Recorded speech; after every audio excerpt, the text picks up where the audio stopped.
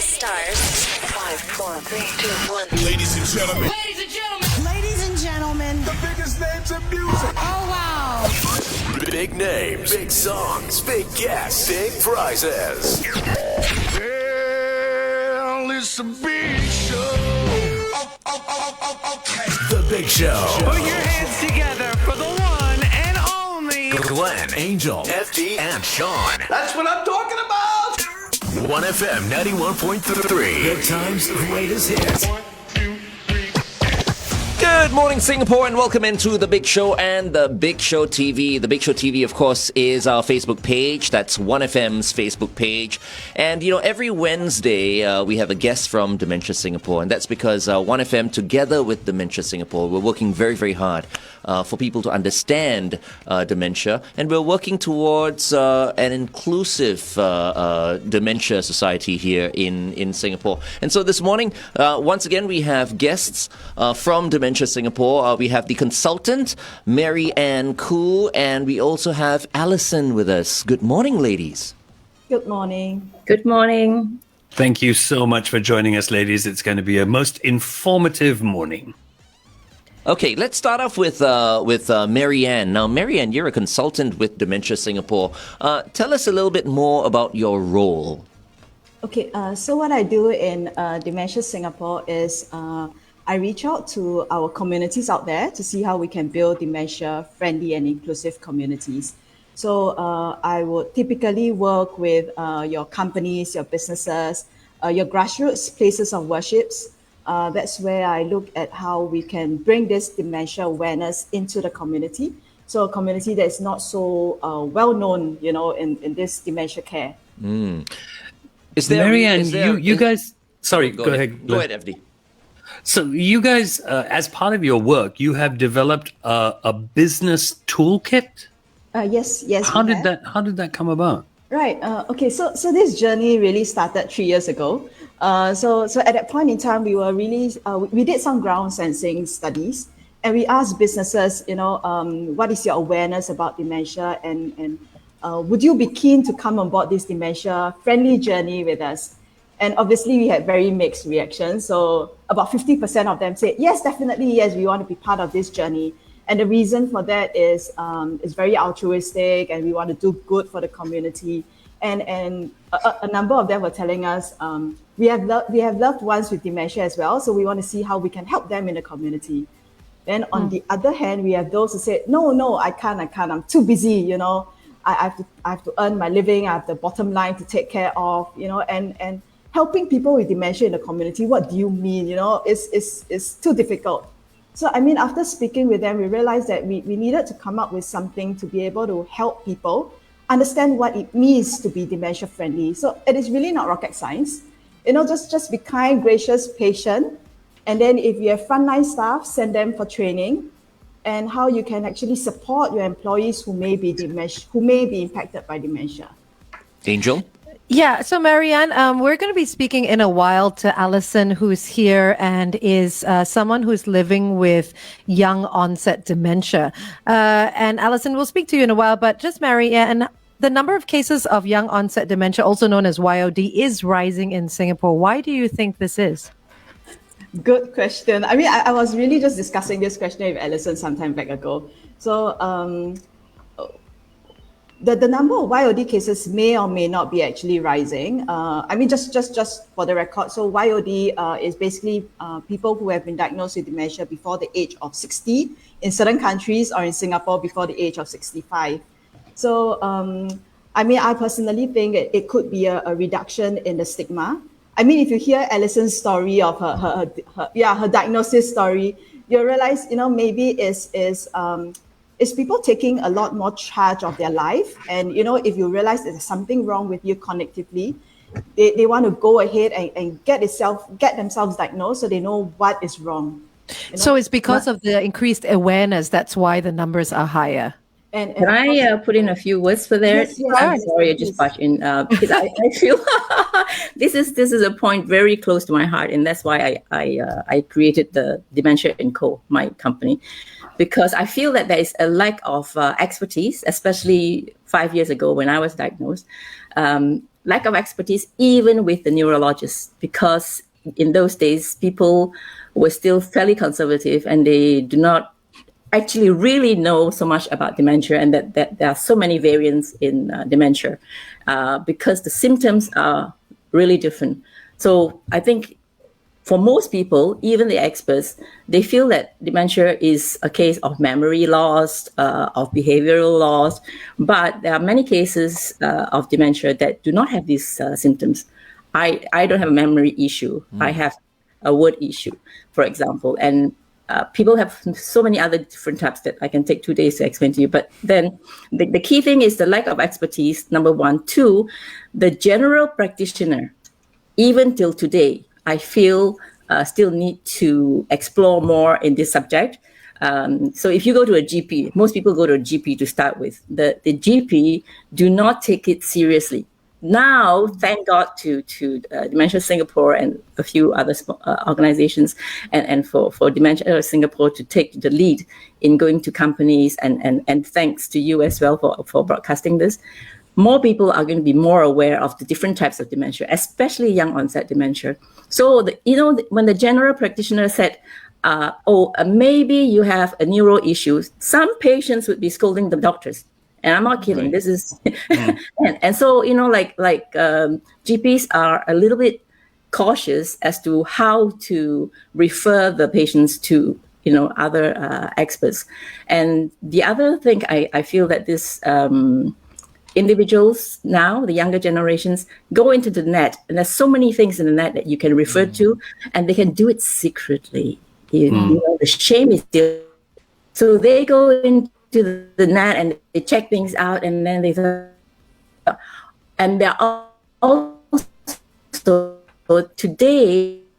I wanted to say converse just now, right? Which is not great. So convert. I lost it. So they compare to the older times. The information were general and not accurate. Today, there are more real stories. Like I put up my stories on the net, and people can really understand what the issue is and compare it to themselves. And when I gave talk recently, 2 persons called me and said, "Oh, hey, actually, I also have these kind of symptoms. What does that mean?" It doesn't mean you have dementia, but at least you can explore it further. So I feel that there's a huge shift here. And in the future, you will see a much, much bigger number coming out, because also with the society accepting it, more people dare to really consult an expert. Right. Sorry. Okay. No worries at all. All right, we'll continue this conversation on The Big Show TV. Meantime, here's Coldplay with Up and Up on The Big Show, 1FM 91.3. Yes, Angel. Yeah, so Alison, can I just ask, were you still working at the time that you found out you had early onset dementia? No, I'm a lazy bum. I worked for 33 years with 3 different companies, with the Sheraton, Shangri-La, and then I started my own consultancy, and I was on the board of Kempinski, Sanya, China, and then I retired when I came back to Singapore 11 years ago. So at that point of time, I was lucky enough. I didn't have to tell nobody that I that I had this, or discuss about being sick or other issues.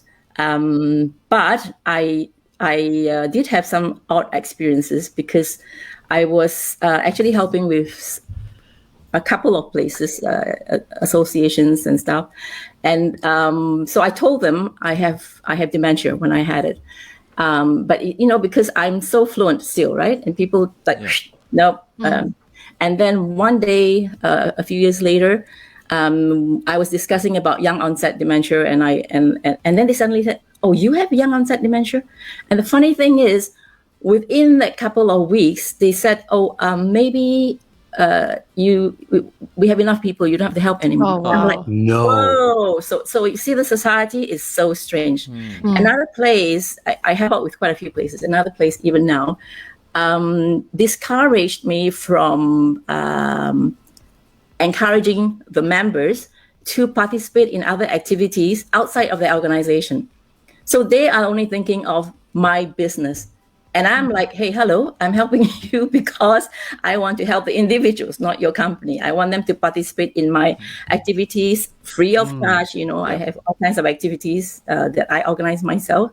And the mindset is really sad. So yeah, with regards to whether or not it affected my job, no, but I do have a lot of friends who had this issue and they dare not. In fact, none of them advised the company when they were diagnosed. Right. It was a shock to them. Yeah. Angel. Thanks for sharing. On that note, Marianne, how do we increase not just the awareness, but enable people who have young onset dementia to continue working in the workplace so that they don't have to retire early, and build dementia-friendly workplaces in Singapore? How do we do that? I mean, so that's really the reason why we came out with this toolkit. So we wanted to help businesses. I mean, when we were raising awareness about the toolkit, we had a lot of businesses who came to us and said, so I really want to help my employees who are impacted by dementia, but how do I do it? So I think what we want to share with them is this will be part of the dementia inclusive bit in the toolkit. So, just a shameless plug for people to download the toolkit. Really, we would say to the employers is have very open conversations with your employees. So I just want to share one story. So about 3 years ago when we were starting on this journey, so there was this caregiver who came to me and she said, I cannot tell my employer that my mom has dementia. Because the moment I announce that my mom has dementia, I will not be put up for promotions. I will not be considered for any of these, privileges and benefits. So that really got me thinking, and again, another story. So I had this couple, the husband has young onset dementia and the wife said, my husband is still working and I think my husband needs support and I need support as well, but I can't come to you because I can't announce to the world that my husband has dementia because I need him to be still working. And she really just delayed the asking of support, the seeking of support from Dementia Singapore at that point in time. And it made me realize that, a lot of people in our community actually still has that stigma about dementia, which is why I'm so glad Alison is able to join us today, because we really want to debunk that myth that people with dementia can't talk and can't do. But really, people with dementia still has a lot of abilities that they can contribute to our community. So, to answer your question, Angel, really is to have very open conversations with your employees. Don't retrench them or don't fire them just because they are impacted by dementia. I think employees will do a lot more when they know that they are supported in this journey. Yes, for sure. Alison? Yeah, if I may add, I think companies should look at it in a different angle because for me, running the hotels, I would never accept somebody having big issues at home and not telling me. That's the open concept that I have, and I feel that nobody, whether you're a chairman or a cleaner, you will not be able to contribute 100%. You can do a 70% job, but you can never do a 100% job if your heart is not settled. If you have a big issue hanging on your head, if you feel that I have to hide something from somebody, that would be the worst. So I like to encourage all companies, owners and CEOs to come up to the employees and said, listen, we are going to have a different society. This is our new ethos. We are going to be completely open. You will be supported. Whatever happens, these are the rules. Of course, you don't want people to play around it. And make everybody feel safe. When an employee feels safe and they feel that you are going to support them, they will support you 200%. That is a very simple logic that people have to take into mind what a human being is. And the young onset members can do many things still. So you have to discuss what are the pluses and the minuses and be cautious, be careful of other things. Yeah, go ahead.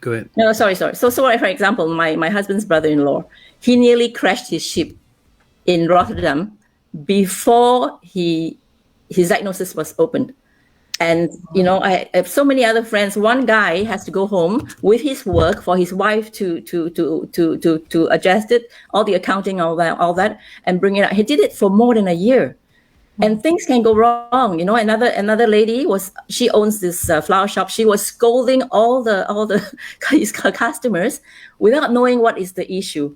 So if we were more open, with the society is more open, everybody will be far more relaxed. We will be in a different environment. Even dementia members will feel much better, and the deterioration will be slower.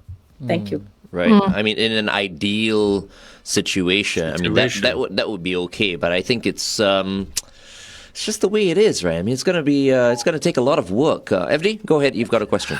I was just asking just now. I want to go back to that situation where you were told that they had enough people and they really didn't want you to help. How did you handle that situation? What did you do? Initially it was just I was on my third year. Actually, my brain was not. I was not as confident. So I was really disappointed. And because I had so many other places to go to, I got childish and I got angry. And I said, okay, fine. I need to put my effort into so many other places. So I actually left it. But today, I am going to different organizations now. And actually, I'm also working with Dementia Singapore with Stephen, who is in charge of the Young Onset program, to discuss also what can we do further. And also really thank you to all of you to be opening this up. Yes, Glenn, you were saying it's really difficult. That's why we're doing this program. That's why I'm so thankful to Marianne for bringing this through. Right. We need to start from the top, the government, the CEOs, the chairman. I like that. Hold on, Alison. We're going to go back on the radio, and we're going to ask you that question once again. Okay? FD, please ask Alison that question again as well. Okay, I will. Here we go. I will.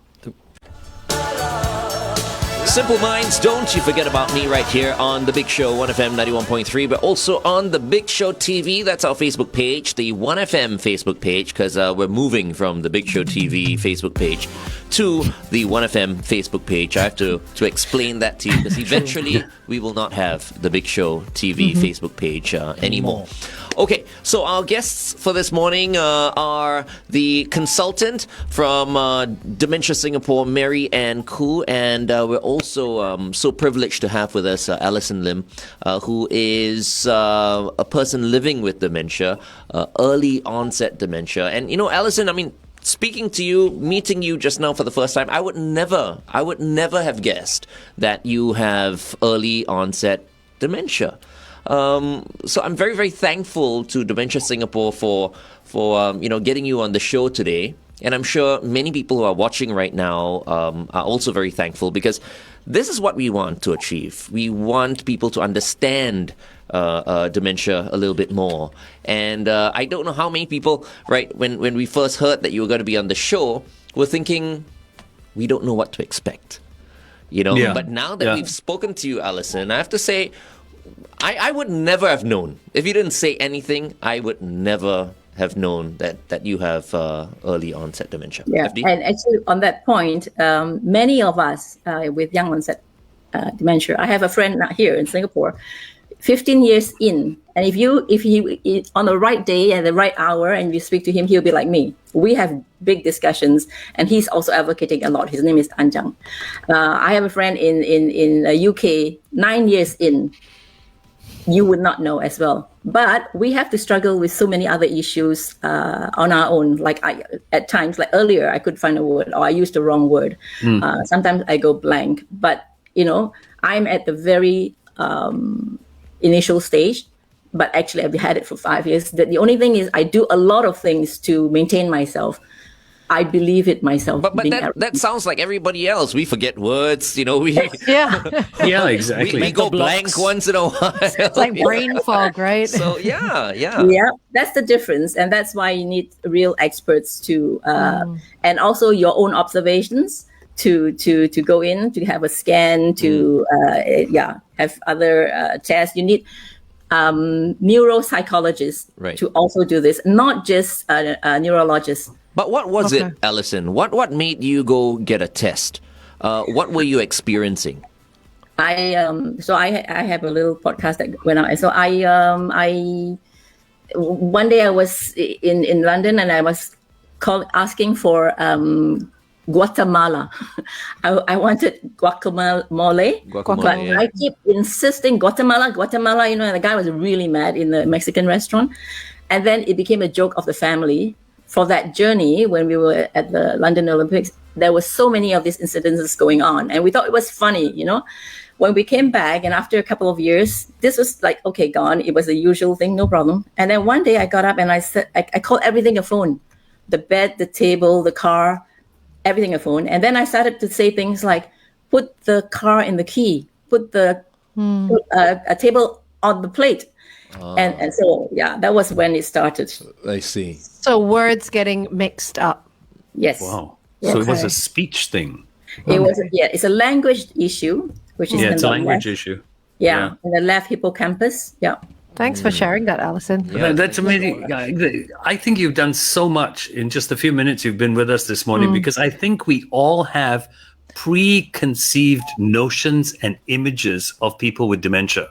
Yeah. And that's what we live with, and that's why what Dementia Singapore is doing is so important. I just want to go back to something earlier this morning. Earlier in this interview, you said that you were with an organization, and they found out you had dementia, and they said, "Oh, we've got enough people. We don't think we can use you at this point in time." Yeah. What did you do? I actually regretted my action quite a bit today because. Today I know that at that point of time, I was also not so confident, and it affected I was beginning childish, I got angry and I said, okay, I'm helping so many organizations, I'm putting so much effort and you don't appreciate it. Fine, I will go help somebody else. And I left it.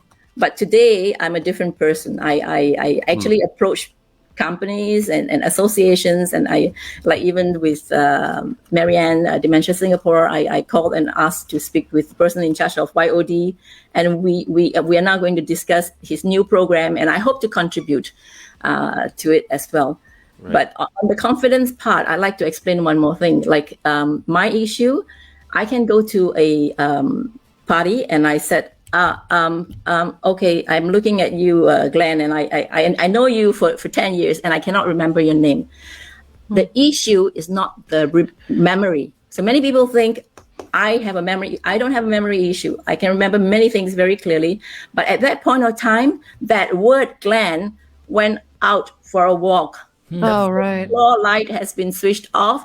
And if it was a word, I could go to the second floor because of my experiences and education. I could go to the second floor and find another word. Like earlier, if it was difficult to say contemporary, I could say modern or new or something else. But with a name, I cannot change it. Right. So people think I have a memory problem. It's not the case. Okay. Okay. So you can switch everybody's name to Darling. That's fine. Thank you so much for sharing that, Alison.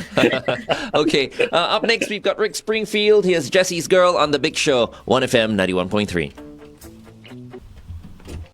Angel. I just do want to mention, if you want to find out a little bit more about the business toolkit that Marianne was talking about, it is actually up on their website, dementia.org.sg/business toolkit. And basically, it's a 3-stage dementia inclusive framework that you can download in an interactive PDF. It's super easy. You can go to their website and find it. Right. So interesting. Marianne, perhaps you want to share, because we were talking about this off-air earlier on. I mean, how you got involved with Dementia Singapore. Tell us that story. Okay, so yes, my dad had dementia. So my dad, he was not attending any of the dementia day centers or known to any of the social service agencies that were providing programs and services for people with dementia. So when I joined Dementia Singapore, my focus really was to bring dementia out into the community, because at that point in time when my dad was diagnosed, similarly like Alison, he is also at the early stage of dementia. So he was still very independent. He would take the public transport. He would go out to different places, go to the supermarket.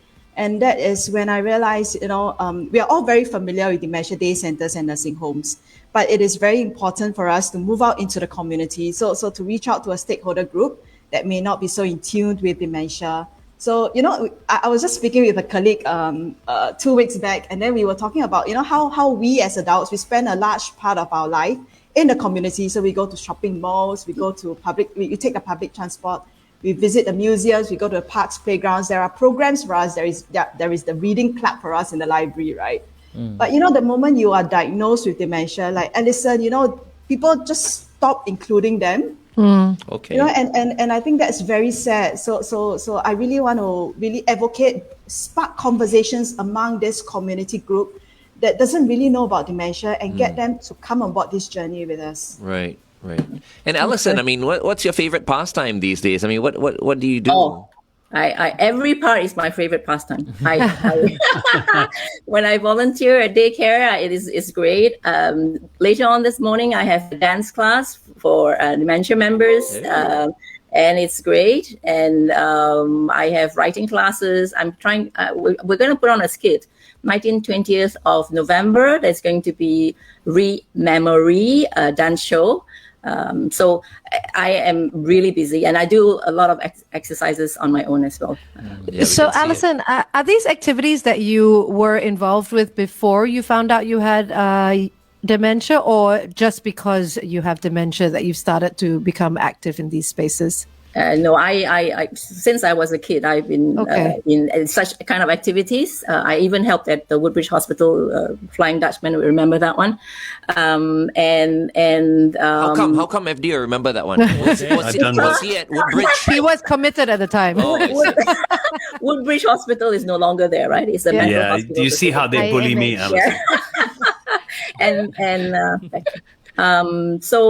But these activities that I have now, yes, I created them as I move along, knowing and thinking what people may need. So that's what I do. And writing, journaling is so important for all of us. Yeah. Can I find out something personal, Alison? Has it become worse for you over the 5 years? Yeah. And how much worse has it become? So it got really pretty bad. About 3 years ago, I couldn't remember the my IC number. I couldn't remember my area code. I drive to work. I went to ADA or in Tiong Bahru. I worked there once or twice a week. I drove in the street. I came back. I went to Jurong to help. Every Monday night. I went to Lim Chu Kang or Chua Chu Kang, and I got lost. But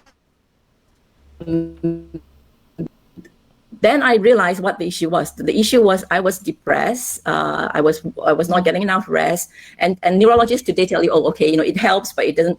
But to me personally, I feel that my meditation and my exercises and my working with my friends, my dementia group. I also work with people in UK and the US. It really helps because it challenges my brain. And now I find out that also, I found out myself about what my issue is. It's not my memory, and I want to tell it's not my memory. It's a different issue, and I'm helping with also dementia members to use other ways of remembering things if they have a memory issue. You don't have to remember all those things. You can use acronyms. You can use other stuff, and I think that is plasticity. Neuroplasticity is not all this big stuff. It is just another way of doing things. So I want to make everything simple and have fun. Keyword. Yeah. Everybody with dementia must have even more fun. Thank you so much. That's amazing. Alison. I think you're a wonderful spokesperson, for dementia, and we've enjoyed talking to you thoroughly this morning. And Marianne, thank you so much as well for joining us today. We love working with you guys at Dementia Singapore. We think you guys are doing a fantastic job, please just get in touch with us, should you want to be on the show again, Marianne.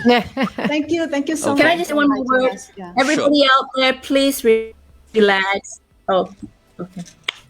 I just want to say that the society should just relax and do not be afraid of dementia. And everybody, even people with dementia, should not have that fear. We are a fun group of people. It's a lifestyle. We have other ways to it. We have this time. Let's enjoy it. Thank you. Thank you so much. Thank you. Thank Thanks you. once again, Alison. Thank you so much, Marianne. Thank you for inviting Thanks, me. ladies. so much. All right. Take Okay. care, guys. Bye-bye. Bye. Bye-bye. Bye-bye. Okay, in just a while, we'll be joined by So Rui Yong. Why am I saying Rui En? I'm thinking about the actress. There you go. There you go. Yes. Rui Yong is in the house. Hey everyone. Good morning. Good morning. Morning. Hey, sorry, man. Just a moment ago, I called you Rui En. Do you get that a lot? Well, Tan Chuan Jin once wrote me a plug. He signed off on my SEA Games plug and he wrote Ray Earn. He cancelled the Earn and put Yong. So that's not the only one. Yeah, I don't know why, It's like, oh my goodness. We're just thinking about the actress, lah. That's why. Yes. But He's always on your mind, is it? Yeah. She is. Now we know. used to be. Anyway, she's kind of like a, like a bad girl, yeah? just like Rui Yong is a bad guy, Bad boy, you mean? Bad boy, sorry, Bad not boy, bad yeah. guy. Bad boy. I should know, right? I mean, for the longest time, I was known as a bad boy. Thank goodness, I'm no longer that. You've cleaned up your act. You gotta show everybody your t-shirt. Yes, I have. Because, sometimes it's fun, sometimes it's not. Now, anyway, Rui Yong, we are not on radio yet. We are off air, but we are live on Facebook right now, okay? So we'll just, start the ball rolling right now. And then there are certain questions, perhaps maybe we'll repeat on radio for those people who are not watching us on Facebook Live right now. So, let's just begin. Let's just dive straight into the Pocari Sweat 2.4 kilometer challenge. For the benefit of people who don't know how it came about, all right? Now we get to hear it from the man himself. All right, so how did the Pocari Sweat 2.4 kilometer challenge come about? We have 30 seconds. Oh, yeah. Okay, maybe we should go on air. Yeah, we'll go on air and ask that question. Okay. But just coming back to the bad boy point, I think, Glenn, you should show everybody your t-shirt today. What's your This is very, t-shirt? very Let's see. Oh, wait, I must make big. What does it say? Bad dog. Bad dog. And that's biscuit, is it? That's my little boy biscuit. Okay, anyway, here we Okay, go. everybody stand by one traffic, huh? Okay. 3 traffic. Alrighty, there are a couple of areas to look out for. The BKE towards Woodlands. We have an accident at Woodlands Avenue 3 exit. PIE towards Tuas, an accident before the KJE. Avoid lane 1. KJE towards the PIE, an accident after Sungai Tengah exit as well. Please stay within the speed limit. Have everyone buckled up. Be safe as you drive today. Good morning, Singapore. Welcome to The Big Show and The Big Show TV. Our next guest for this morning is someone everyone's talking about right now. He is, in my books, the most gifted, hardworking, best national athlete that we have. He is none other than So Rui Yong, everybody. Good morning. Good morning. Hi everyone. Good morning. Thank you. Morning, Good Rui morning. Yong. Hey, this whole Pocari Sweat 2.4 kilometer challenge, right? First and foremost, I just want to say that I like Pocari a lot. Yes. It is my choice when it comes to isotonic drinks. But they didn't pay me for that. Okay. But the Pocari Sweat 2.4 kilometer challenge. How did it come about, Rui Yong? How did it become so big? Because the finals will be held on the 9th and 10th of October down at the Kallang practice track, right? How did this challenge come about, Rui Yong? Well, I think I might take you back to the start of the year when I've been with Pocari as an ambassador for 2 years. Last year, we couldn't do a lot because of COVID, but at the start of this year, we had a bit of a strategy meeting, and we were like, all right, how are we gonna create good stories around Pocari Sweat this year? And they wanted to have an event, and I was like, no, we can't go head to head against the Stand Chart Marathon. We can't go head to head against a Great Eastern Women's Half Marathon. We don't have the budget for something like that. So we have to create an event that no one has thought of before. We have to create an event that is going to capture the hearts and minds of Singaporeans, even though it's a smaller scale event. So I said, let's do a 2.4K. So initially, why 2.4K? It's not traditional, right? It's like usually 10K, 21K, 40K road races. So it's like 2.4K is something that every Singaporean has experienced at some point in their life. It's something that we all know how hard it is. In my 18 years as a track and field athlete, I have never seen an athlete run below 7 minutes. And these are the top athletes in the world that I work with. So it's like, and then whereas when you're in the army, I mean, Glenn, you've been in the army, we've been in the army, and we always hear these stories, like, you know, from your sergeants or your commando friends or your NDU divers or whatever. It's like, oh, last time, my friend, he can run 6:30 for 2.4, and then somehow he smoked. So there's always all these like tall stories, lah. So I'm like, I said, this is good because let's show them how hard a sub 7 2.4 is. A national athlete barely goes sub 7. And it's going to prove all these myths like wrong. So let's go ahead and do it. So I spent like the best part of 6 months training for it. And then when we went down, we filmed it and I ran like 6:53. So, and then we posted the video online with the results and everything. I think it got quite a lot of like very good reception. Like 90% of it was positive. But you had a 10% line, and it's like, oh, what's so special about this? You know, last time my camp already got like multiple guys running sub 7.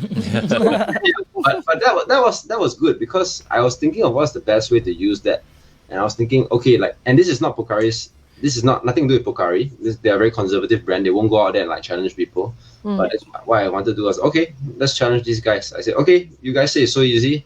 If anyone can come down next month at the public. At the event we're holding for the public, and you run sub 7, I'll buy you 700 bottles of Pocari Sweat, and I'll pay you $700. Right. And how many people do you have already? And suddenly you saw that the claims kind of like back down by quite a lot.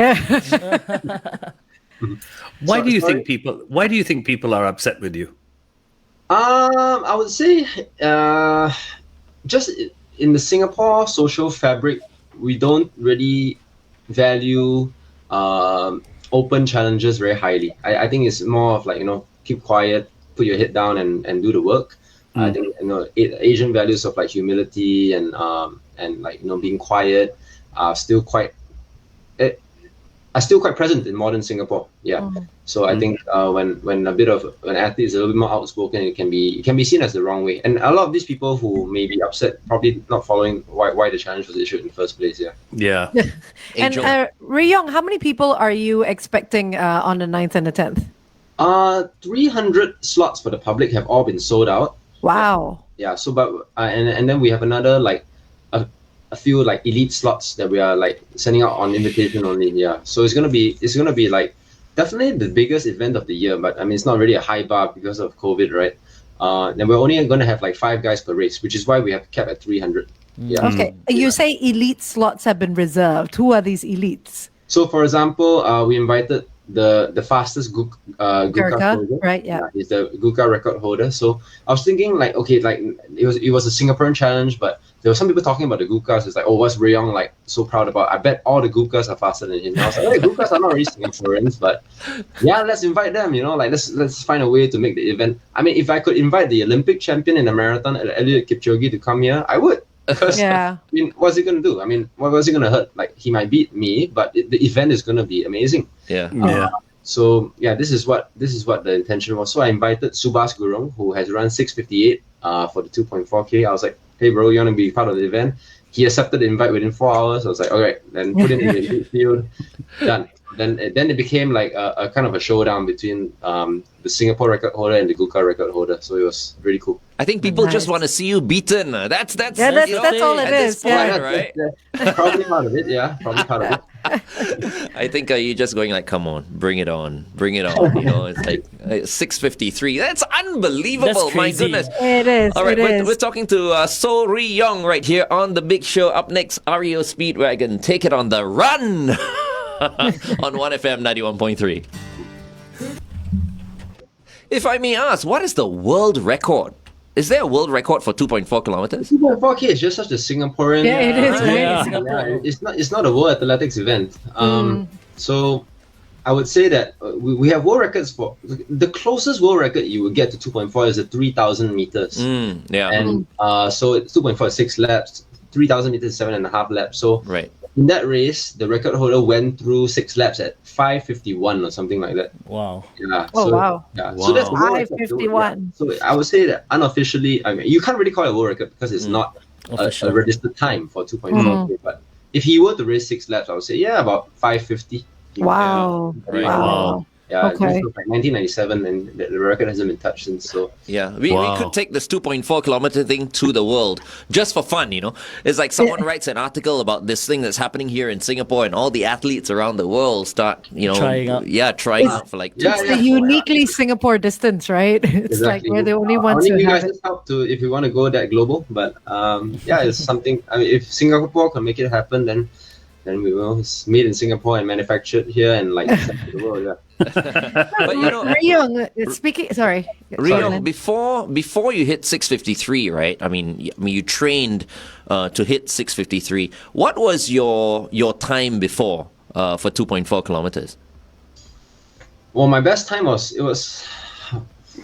when I was in junior college. I ran 7:28. Okay. In training, I mean, I hate to say in training because anyone can say, oh, in training I did this in training. Yeah. In training I've run 7:10 below. I mean, and then most recently when I broke the 5,000 meter national record, my last 6 laps was 7 minutes and 1 second. Ooh. Oh wow. Okay. Like 2.6 kilometers before. It was also one of the better races I've ever run. So, but again, all this is unofficial. So like I hate to use all these like unofficial marks because people can always say that unofficially or last time in training. I've done this before, but I'm not going to do it again. 6:30. That's the whole point of like having an official result. Yeah. That's true. I'm going to ask you on radio later, okay, for all your records, so 5,000, 10,000, half marathon. But right now, Angel, go ahead. Yeah, well, speaking about the records, which you can also mention later, how many more years do you think you'll be able to compete at the highest level? You're 30 now, right? Just turned 30 last month, yeah. Oh, Yay, happy birthday. Just turned 30, okay? So that Just means turned 30. quite 29. So how long more do you think you have? I don't know. I don't feel I'm getting slower. I mean, I feel I'm still getting quicker. Wow. I've been listening to Glenn and FD since I was a secondary one boy getting sent. Yikes. to me, time hasn't I haven't really felt time go by, and today I'm on the show and talking to Glenn and FD, which is really cool. But yeah, I used to look forward to the show every single morning going to secondary school. So nice. Well, we're proud of you, man. We're proud of you. Yeah. And Very proud of you. We'd like to think that, one of the reasons why you're so outspoken right now is because, we encourage people to be outspoken all those years. Those years. I mean, I've been in the car with my dad, and he always be snickering when you guys a bit more of Glenn, because Glenn is a bit more mischievous, I would say. Yeah. Oh, that's such a nice way of putting it. Yeah. All these naughty jokes. No, but you're so gifted. You're so hardworking. What do you see ahead of you, say, the next 2 years, if you're not slowing down? Well, I mean, the most basic goal I have is always to get better at every event I compete in, be it the 1,500 meters, the 5K, the 10K, the half marathon. Every time I step on the line, I want to outdo myself. When I go to training, I want to do a little bit better than what I did last week. And if I'm injured, then I want to get a little bit better than I was yesterday. So it's all about making baby steps forward. And then I've always found that when you focus on the things that you can control, eventually you get the bigger goals. It just comes very naturally, rather than looking at a big goal and getting overwhelmed and and wondering how you're ever going to get there. Yeah. And sport is not easy. It's always a matter of a good performance is not just yourself. It's so many other things. It's whether you get the right weather, whether you get the right competition, whether your body is up to it on races. Sometimes you can't really control some of these things. Yeah. Yeah. What do you do, for maintenance in terms of in terms of physical, your physical structure? I mean, when I talk about this, I'm talking about what do you do to prevent injuries in terms of some of the other exercises that you do, your diet and all that. Because I mean, of late, the international star that's been in the news is Cristiano Ronaldo, right? And and playing football at the highest level at the age of 36 is just crazy. But we all know it's because of how he's taken care of his body. So similarly for you, Ryong, do you have Secrets? a routine for yourself? Yeah, I do certain things that I feel have helped to prolong my longevity in the sport. Diet is one. I mean, I'm nowhere near as strict as Ronaldo is. Like, you read some of like Ronaldo's stories, like people go to his house, he serve them like salad and water. Yeah. No lah, like for me, I'm happy to once in a while have my chicken rice, my char kway teow, whatever. I'm also not playing at the highest level in football, so maybe that's one thing that I can improve on. But I go for like a deep tissue sports massage 2 times a week. I have this like recovery boots. You can see on my social media, like it's a compression boots that kind of like I go into it like for 30-60 minutes every night. It squeezes your legs and like kind of helps it's like a massage for the legs, like right before I go to bed. Yeah, so recovery systems like massage boots. And then of course, getting enough rest and staying hydrated and like having a proper diet is all like part of the grand scheme of things. And of course, like end of the day, you go and train. Like, being consistent with training helps you to maintain your fitness, and the fitter you are, the longer you can compete for. Yeah. Right. And what's your proper diet? I mean, I know you enjoy your cheat days and stuff like that, but what's your routine? Well, I like pasta. I like pasta or like fish and rice and chicken and rice and stuff like that. Fruits is a big part of my diet. Watermelons, oranges, and anything that helps you like this like very rich in nutrients. I love avocado coconut shakes. So okay. those are nice. That seems to be the in thing now as well. Very nice. Avocado coconut. Wow. Yeah, but I sounds noticed. really I mean, carbohydrates obviously. I mean, very important as fuel for you because you're a long distance runner. yeah. So, yeah. So I think that's the reason why, like, at one point, I was trying to run. I was trying to, like, do a lot of cardio and all that, but I was also trying to cut back on carbs. Oh, then man, cannot- that was no not energy, that was not good, man. no fuel to run. That was not good at all. Okay, we're going for a traffic update, and then we'll come back on the radio, and then I'm going to ask you a few questions about, your national records, and do you know Ying Ren? Is it? Yeah. So we were under the same coach. She actually dated my childhood friend. Oh, okay. Yeah. Save that for later. Okay, stand by. Everything going on air. In 3, 2. 91.3 traffic. The TPE towards the PIE, a vehicle broken down after Punggol Road exit. Look out for that. MCE towards the AYE, a vehicle broken down before Maxwell Road. And on the BKE towards Woodlands, an accident at Woodlands Avenue 3 exit. Please stay within the speed limit. Make sure you have everyone in your car buckled up. Be safe as you drive today. 1FM 91.3, it's The Big Show with Glenn Angel, FD Sean, and the one and only man of the moment. He is the guy who came up with the idea of having the Pocari Sweat 2.4 kilometer challenge. He is the one and only Yong. Once again, welcome to the show, Yong. You are the holder of 4 national records. Or maybe more. I don't know. I may have missed something out. The 5,000 meters, what's your timing for that? 14 minutes and 44 seconds. Wow. The 10,000 meters, what's your timing for that one? 31 minutes and 15 seconds. That's my 5K timing. Wow. That's my 2.4 kilometer time. Yeah, right. That's how long it takes me to go from the living room to the bathroom. Half marathon, you are the national record holder as well. What's your timing for that? 1 hour, 6 minutes and 41 seconds. I can't even relate to any of that. And the marathon? I do believe that you did the Seoul Marathon, didn't you? Yes, it was 2019. It was actually like my last overseas marathon before COVID. Okay. So what is your record for the marathon right now? 2 hours, 23 minutes and 42 seconds. 2 hours. 2:23, man. Grief. 2 hours. That's like, 4 Netflix movies? Sure, yeah. Wow. That is amazing. Did I miss anything out? No?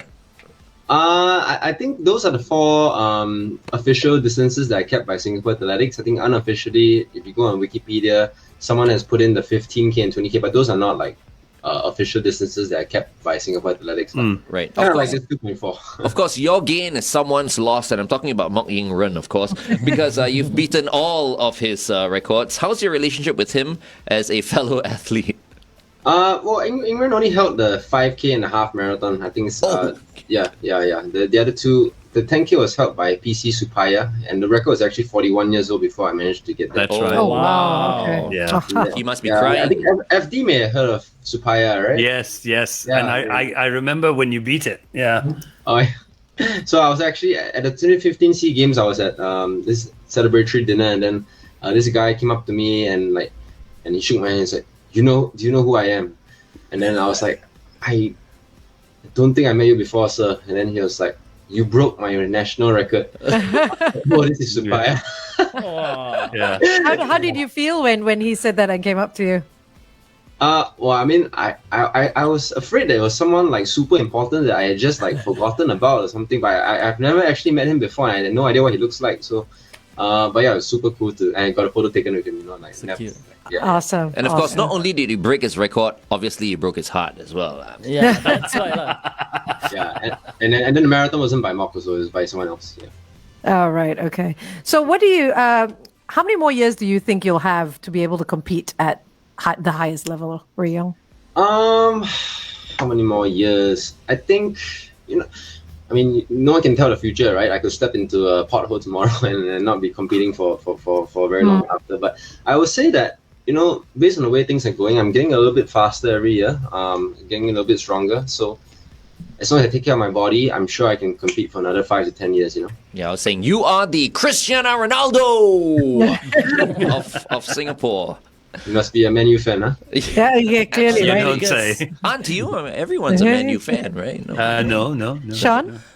Speaking of getting better, I just want to ask, because my 2.4 timing is 10 minutes. And I'm like 34 already. But don't forget something else. And he's a commando. Don't say so loud. He's a commando. Now people will start to hate me. I was just about to say that 10 minutes at the age of 34 is probably still a commando gold, right? Yes. Yeah, there you go, yeah. Back in the day, our goal standard is 914. But I mean, obviously 7 minutes. How do I bring my 10 minutes down to like about 9 minutes? You ask your commando friends, they can really Boom! Shots fired! I came here humble, trying to ask you Mic for help. drop. I've done Never my mind, I go. I've done my research as well, and I know that in the army, the record holder for 2.4 kilometers is not even from commandos or Because from... they got so much time to train, lah. That's why we are busy saving the world. No, we have to jump out of planes, lah, combat fitness, lah. You know about this, right? Demolitions, Yong? Yeah. Well, the thing is that, yes, the commandos are really good in a whole lot of things, and no one's taking that away from the commandos. Like, we can't do a lot of stuff. We can't jump out of the plane and parachute. I wouldn't dare to do it at least. We can't, rescue hostages as efficiently as they can. But similarly, the commandos don't train specifically for running. So my point is just that they can't run sub-7, because even those that train their whole life for it also cannot do it. But yeah, you were saying that the best runners in the army come from where? Signals. Oh yeah, right now, the best guy in the army is from Signals. Yeah, he actually trains with me. Ah. Wow. Does he carry a handphone and run or not? Yeah. There you go. See, I do my research. Of course. Nice. And what's his timing, Ryan? Okay, so he qualified for the SEA Games in the 1,500 meters. He ran 4:06, and his 2.4K. His best time is unofficial, but he ran 7:06 because he paced the first 2.4K of my 5K national record. Yeah. So he ran the first 2.4 in 7:06, and then he kind of pulled off to the side and let me finish the second half by myself. He was just like the rabbit, the pacemaker for that race. But yeah, nice. 7:06 and not official. So I believe that in a real race, he can probably take a few seconds off that. Right. Nice. Okay, so the event on the 9th and 10th, what can people go down and check it out? Because I mean, I'm thinking right now with social distancing and all that, what's happening? So we're working on getting a live stream up and running, so that, because I mean, this event has reached easily over 1 million people, a million pairs of eyeballs already in Singapore. So we can't have more than a few hundred at the stadium because of safe distancing measures. And you can go down to the stadium, but you're going to be watching from just outside the gate. Right. It's really short, but you can watch from just outside the gate. But we can't pack people into the stadium like we used to, which kind of sucks. But I mean, long story short, you can go and watch. But I'm also working on getting a live stream up and running. Right, that would be awesome. And how are you guys going to keep track of everyone's timing? The Singapore Athletics, their electronic timings, yeah. I see, okay. Last time in school, they use rubber bands, no? They can use rubber bands. Yeah. Every lap, you get one rubber band. Correct, yeah. Oh gosh. Anyway, I mean, we're very proud of you, Yong, and what you've done and what you are going to do. I say more power to you, and thanks for being a friend and a listener all these years. Thank you. We hope to talk to you again real soon. Perhaps maybe post event. We can get your thoughts as well. Yeah. And, it's going to be fun to watch that. Sorry, no matter what, I just hope this event grows into something that motivates Singaporeans to go out there and exercise and becomes a yearly mainstay in our calendar. That's nice. Oh, that'd be awesome. Yeah, it'd be great. Yeah. Awesome stuff. Thank you so much for joining us this morning. Thank you, guys. Thank you. Nice to meet all of you. Bye-bye. Take care. Bye-bye. Bye, Sean. Bye-bye. All right, that was the one and only Yong on the show. Such an interesting guy and fantastic the way the event has been marketed. It's reached about 1,000,000 people, as he mentioned. 1 million eyeballs, Yeah. And all the spots have been sold out, right? Like he said, the 300 spots. Yeah, it's going to be really, really exciting. Let's hope they manage to live stream the event. Yeah. Yes, absolutely. Okay. I like the idea of it becoming an annual event. I think that is important for sport in Singapore. I think it's one of those events. Okay. Important for sport in Singapore. Coming up, we've got Johan, who will be performing for us live on the Big Show TV. Meantime, here's Whitesnake. Here I Go Again on 1FM 91.3. Yong is joined Hello, us you're again. back. Sorry, I thought I left early because you guys were still talking. Oh, no. It's fine. It's okay. It's good. Cool. It's good. Hey, thanks so much, man. Have a great day. Thank you, guys. Take care. Bye. Bye-bye. Bye. Goodbye. And here we have Johan, who's How's the man? Everybody. Very nice T-shirt. Yeah, very nice. Oh, Yeah. Wow. finally you got it. John, Nice. what's your 2.4 timing? 10 years ago. Sure. in training. The last time I clocked in about 10, 20. Yeah, that's good. Hey, that's good. That is good. 20 is good. I want to go I to can that. run, but I can't do pull-ups. Oh, yeah. must pull-ups. train, You know what I think makes a difference? Because I used to run on the track as well. Track, yes. Right? At one time, I was staying close to as in you used to a place train with a there, track. okay. So running on a track is so different from running, on the footpath or on the road. Because when Right. you're in school, there's always a path. You go outside of school. On you the go- sidewalk. Yeah. It's also different from trail running and all that. It's different from treadmill running as well. Yeah. I really do feel that I can go faster when I'm on the track. Because Oh, it's just going round 6 rounds. I'm the sounds like Is a it challenge. also because it's a track? I think so. Because Because it's a track, you feel more charged and more competitive. Not just that, it's softer. If you go to a proper place like Bishan, the because stadiums, of the track absorbs a lot of shock. the Yeah. impact. A lot of the Yeah. impact. Yes. While you're running, you can even close your eyes, along the straight. I'm serious. Yeah. Right? And it's also more motivating when you're there because it's made for that, right? yeah. People looking at you, that's why. Yeah. But won't you feel bored? I mean, like you're going Yeah, around 6 I'm the times, opposite. No, No, but I if you do mean, that every day, right? but if you're just talking about like a workout or whatever, right? I think if you ask me to choose between running outside, running on the treadmill, or running on the track, right? I think I'll be able to be a bit more consistent running on the track. Track. And it's better for the knees, I think. I would think because it's built Yeah. for that. So I was Yeah. thinking That's a very, very interesting observation there. Yeah, because I was thinking just now, right? You're talking about 2.4 kilometers. Naturally, I mean, Yong set that record on the track. Not to say that anyone needs to set any records outside of the track, but certainly outside of the track, right? It's different. Yeah, it's very, very different. Running out there is very, very different. So maybe I should start going to like Bishan Stadium or We go something together, like that. Yeah. After There you go. Nice. After the There you show, go. we can go there and run a bit. Okay. Thunder, no rain. Anyway, the first. Right? Thunder, no rain. Okay, like you sing song like Oh, don't challenge him. Johan, don't challenge I'll bring him. my selfie stick. and run. Oh, yeah. No, This is see, now Bishan you go and Stadium. challenge him. 3 days from now, he'll be on MC. His back Yeah. will go, his knees will go, his hip Back will pain. go. You'll be Feel running pain. all day without eating Don't or say that. anything. At the end of the day, I still know my limits. I'm not a Rod Montero. That one poor thing. I remember Okay, years ago, Rod ran a marathon, right? Told him not to. Ran the marathon, and then after that was on MC for a whole week. Oh dear. Guess His who ankle was skinny, lah. Guess who was alone in the studio? Yes, yours Rod truly. has got like chicken legs. It's quite hard to run with chicken legs. He's a good runner though. Good runner. Now it's very good. Except that his knees are all gone already, Oh, but still dear. want to run. No? Okay. Anyway, you're gonna do a Johan. song called "Band on the Run," I believe. Man on the run. Band on the run. No. Let's do this one. Something by Billy Joel. Billy Joel. Nice.